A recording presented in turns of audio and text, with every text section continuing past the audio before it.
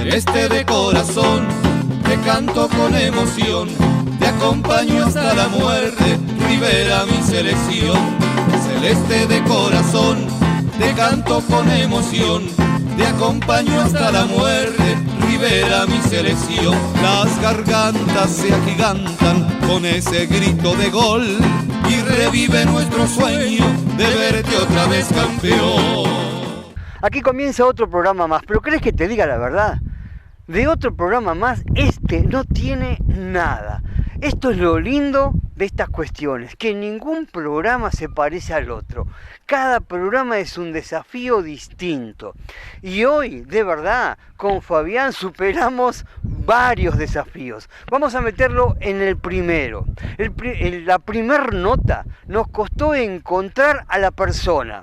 Nos habían hablado de que había un profesor de matemáticas que había escrito un libro sobre la historia del fútbol del interior y la historia del fútbol de Rivera. Lo encontramos, recorrimos un montón de liceos porque no sabíamos ni el nombre. Y sabés, encontramos con Marco da Silva, un tipo fenomenal, realmente, y además de hablar de la historia del fútbol de Rivera, de la historia del fútbol del interior, él deja como que al pasar la idea de cómo honró la memoria de su padre. Pero bueno, vamos a la nota y vas a ver cada detalle que realmente nos enseña Marco.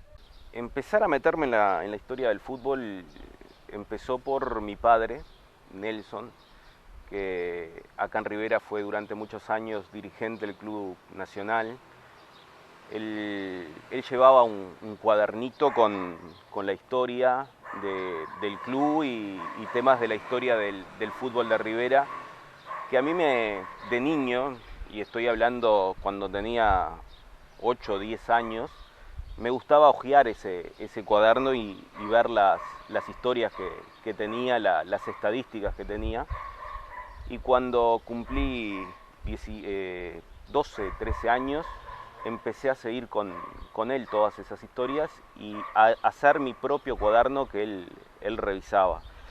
En el año 2002, creo que fue, decidí investigar un poco más sobre el fútbol de Rivera. Empecé a ir a la biblioteca municipal primero, a revisar los diarios viejos de la época. Empecé a ir al archivo de la liga, donde revisaba todos los formularios antiguos, los libros de actas antiguos, y más tarde empecé a ir a la Biblioteca Nacional, donde estaban todos los diarios de Rivera desde 1890, que es cuando llegó el fútbol acá.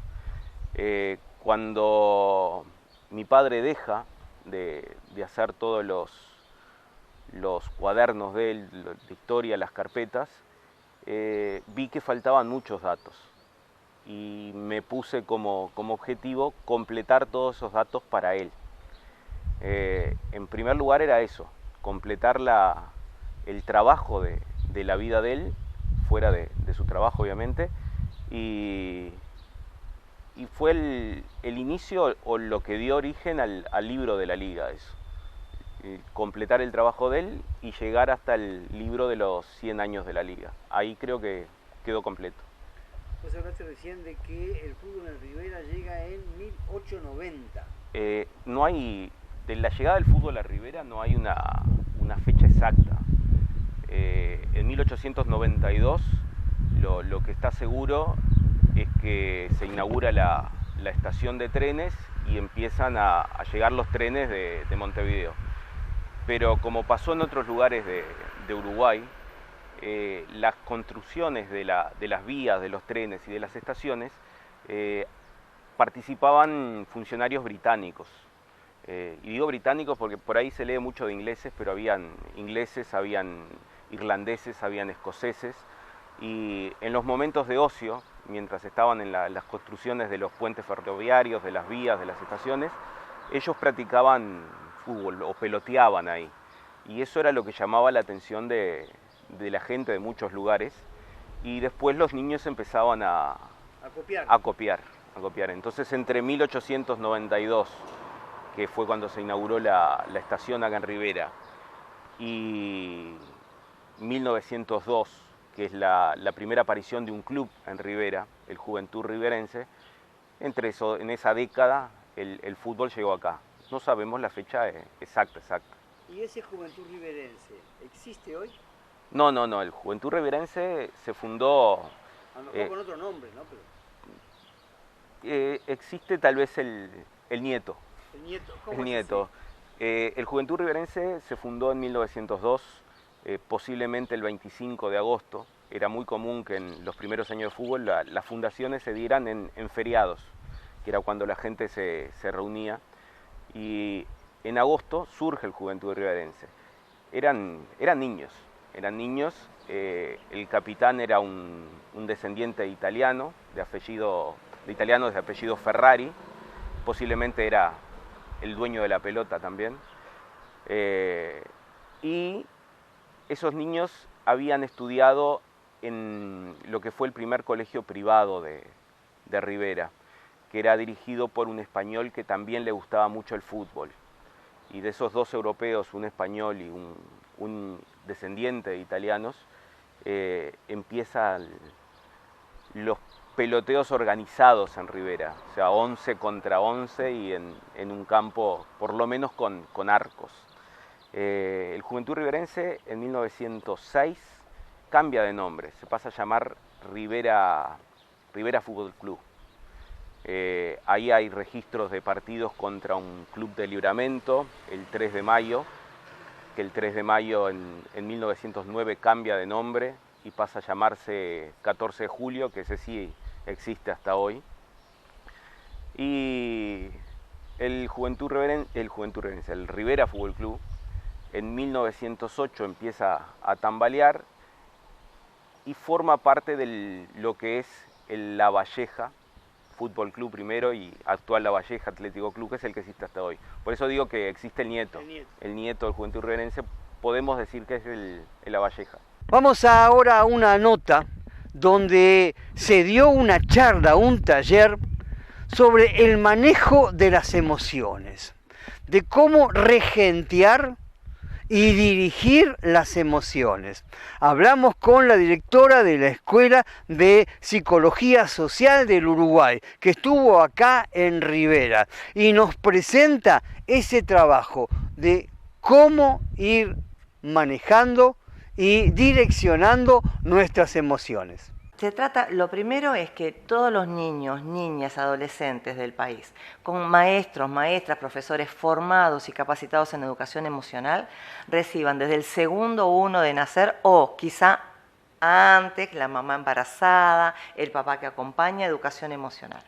La educación emocional en el país tiene una historia de 30, 40 años. Hay muchas instituciones que la realizan desde toda la vida. Lo original de este proyecto es que lo que tratamos es que no dependa de la iniciativa de un educador convencido, de una institución educativa convencida de hacerlo, sino que sea parejito para todos. Que así como hay que aprender a leer, hay que aprender a escribir, también aprendamos la gestión de las emociones. Y no se trata únicamente de los niños y niñas, se trata de los adultos, porque los que educamos a los niños y niñas somos los adultos. Entonces, la educación emocional empieza ya, o ya debería haber empezado. Magila, vamos a hablar un poquito más fácil para que lo pueda entender yo. Dale. Con la educación emocional vos me vas a enseñar cómo reaccionar cuando voy al supermercado y la cosa está o más cara o la manzana está podrida. Es decir, vos decís que si te voy a enseñar a reaccionar cuando te enojas mucho. Exacto. Sí y no. Te voy si me permitís, hacer algunas precisiones. Lo primero que vamos a aprender con la educación emocional es que las emociones son un regalo de nuestra subjetividad. No nos vienen de afuera, no vienen de ningún lado, son internas, se ponen en nuestro cuerpo y son un regalo. ¿Para qué es un regalo? Para darme cuenta de qué necesito, de qué me está faltando, qué tengo que hacer. Entonces, es al revés de cómo viene todo. Entonces, nosotros tenemos como ese concepto, que la emoción la tenemos que controlar, ¿no? Y nosotros decimos, la emoción le tenemos que dar la bienvenida, la tenemos que habitar, tenemos que entender de qué va, para qué es, para qué está, y tenemos que gestionarla No reprimirla, no trancarla, no pararla, gestionarla. ¿Gestionarla es saberla manejar? Sí. Poder Sí. expresarme bien. Gestionarla quiere decir ponerle nombre. Nosotros no tenemos, si yo le pregunto a las personas que más o menos están en este tema y que no lo están estudiando como nosotros, dicen, conozco el nombre de 10 emociones, 12, 15, 20. Hoy por hoy se están estudiando que hay cerca de 380, 400 nombres de emociones. O sea, que también hay algunas corrientes que hablan de alfabetización emocional, es decir, que nos falta las consonantes y las vocales para poder ponerle nombre a las emociones. Entonces, ponerle nombre a las emociones.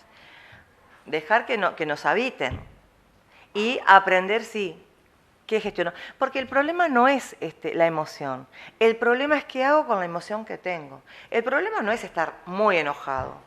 Hay situaciones que uno dice, ¿cómo no vamos a estar enojados? Es lógico. Es decir, lo ilógico sería no enojarse con esta injusticia. Lo raro, lo ilógico, sería no enojarse con esta injusticia.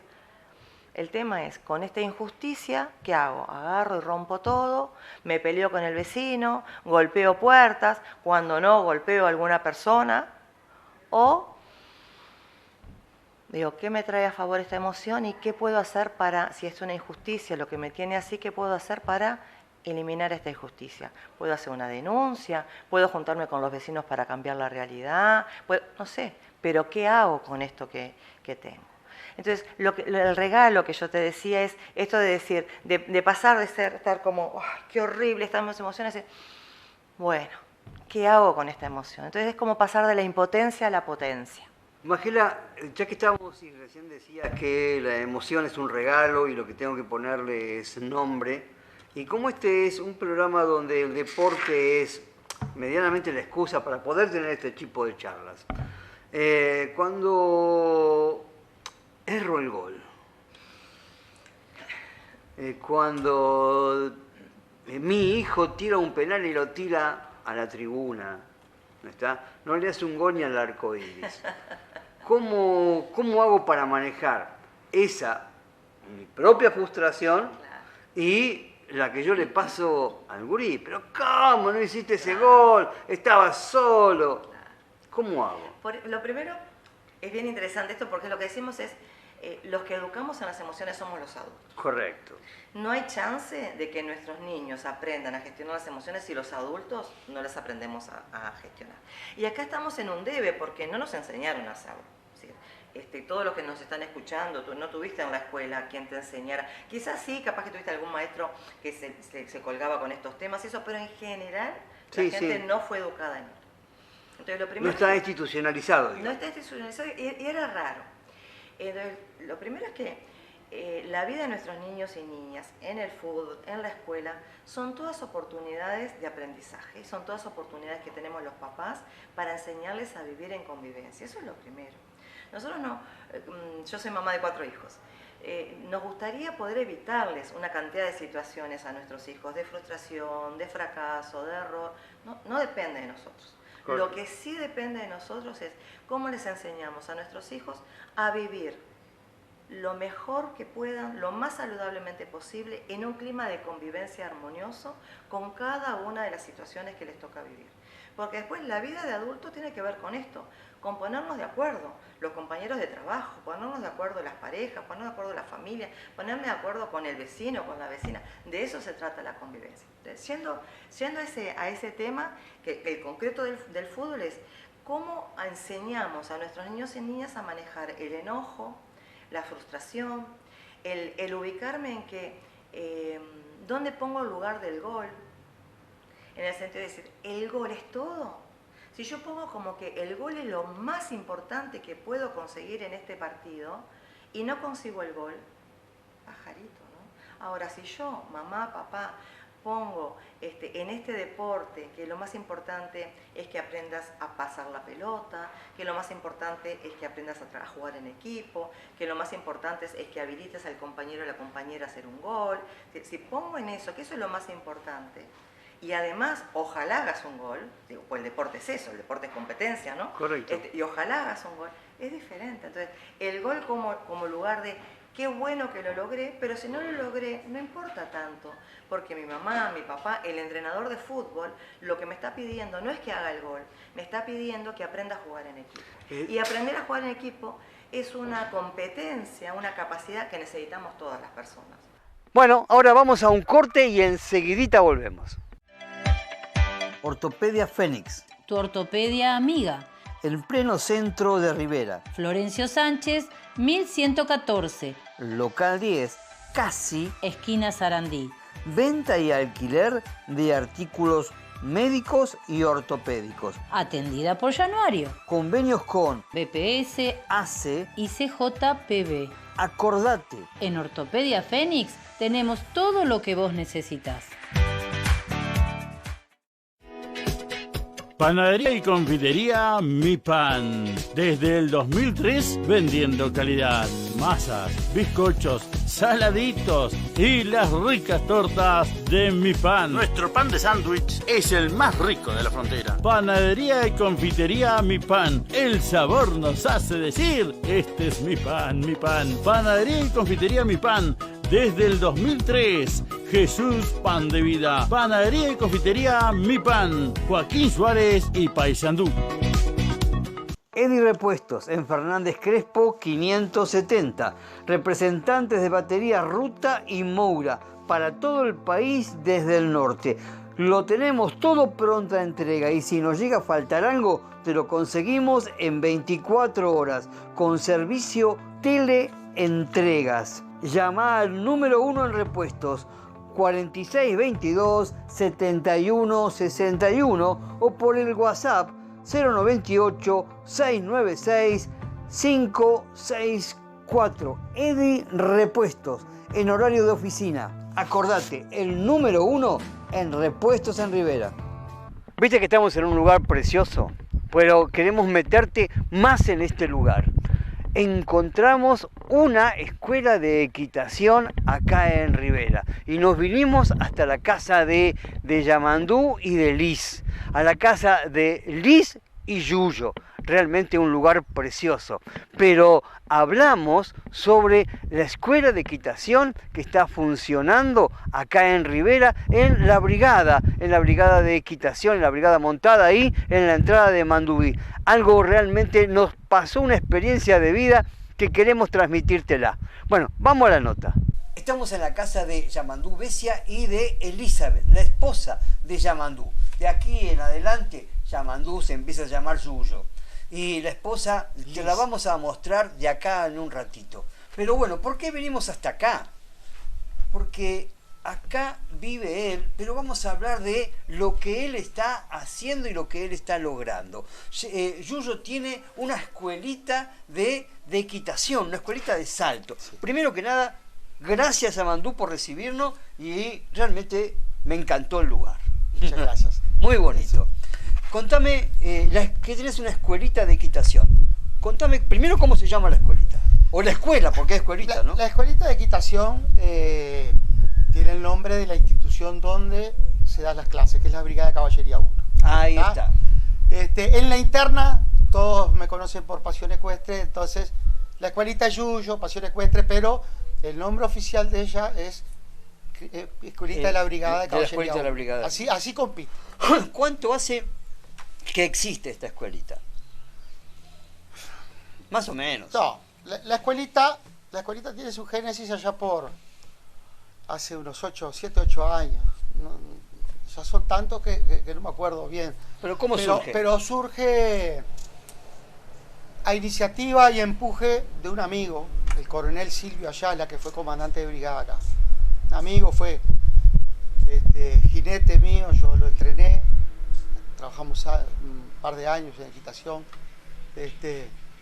Vino de comandante de brigada acá y desde el día que llegó, él quería que yo armara una escuelita. Y yo le esquivaba, porque sé lo que es una escuelita, el trabajo que da, la responsabilidad,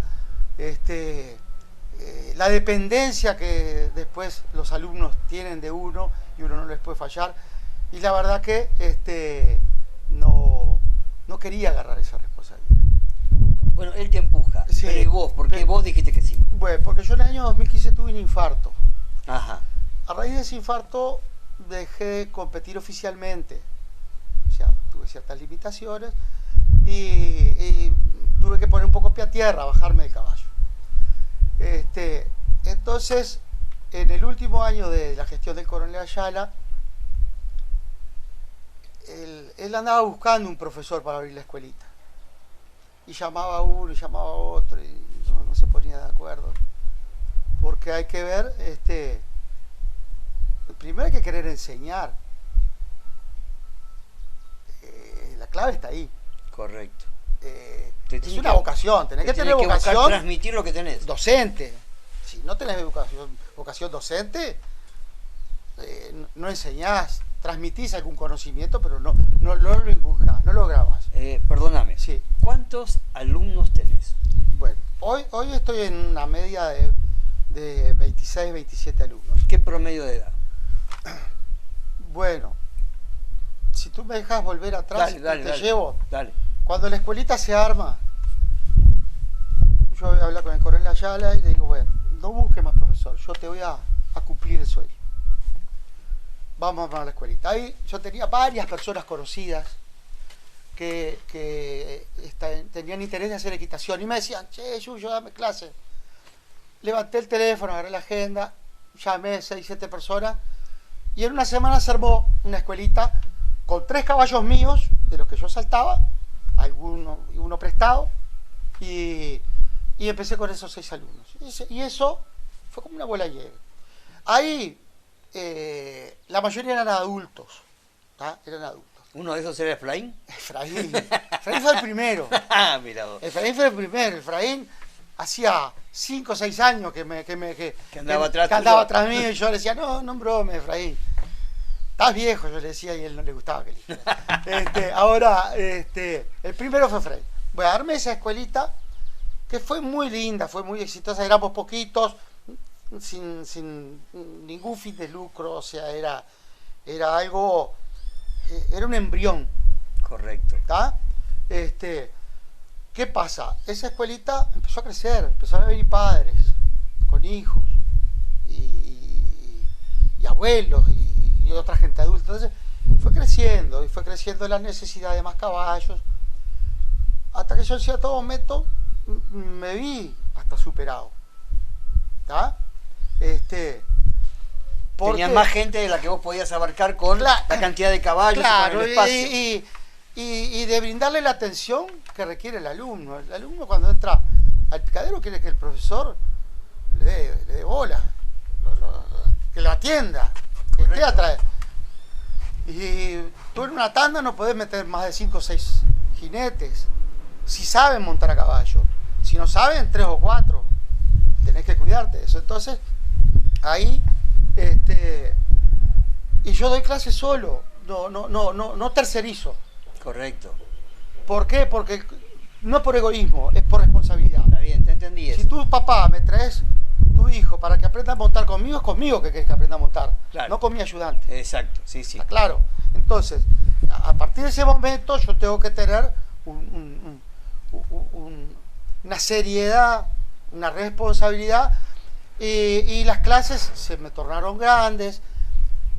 Los adultos tienen más dificultades para hacer equitación que los chicos, a veces por las condiciones, porque es más fácil enseñarle a un niño que enseñarle a un adulto. Como todo. Un niño yo a un niño al mes lo tengo galopando y a los 2 meses lo tengo saltando. A un adulto me cuesta más, porque un adulto se cae y es más. Seguro, claro. Siente más el golpe. Preguntale a Efraín. Los huesos duelen. Bueno, entonces,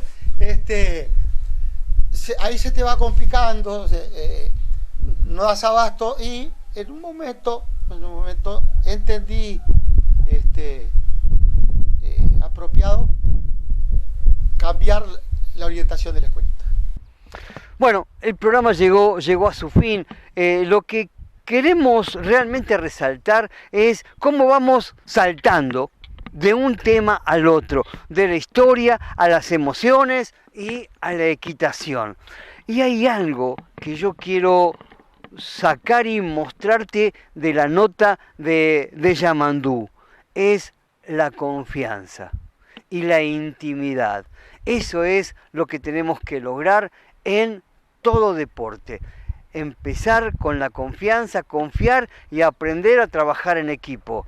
Y confiar fundamentalmente, en el caso mío, aprender a confiar en Dios. Eso es lo que a mí me pasó, Yuyo. Gracias por todo. Nos vemos, Dios mediante, la próxima semana en otros nuevos desafíos de deporte. Acordate, si querés ver todas las entrevistas, anda a la página Rivera Deportes. De acá nada más. Chau, chau. Batuque, balanço, swing, praia e carnaval. Hoje no pé do morro tem ensaio geral. Eu quero ver gol. Não precisa ser de placa, eu quero ver gol. 2 dias sem dormir, chega domingo de manhã, fica difícil passar. Sem um banho de mar, tem a distância, a lotação. Tumulto então, tô no favelinha, peguei fora da linha.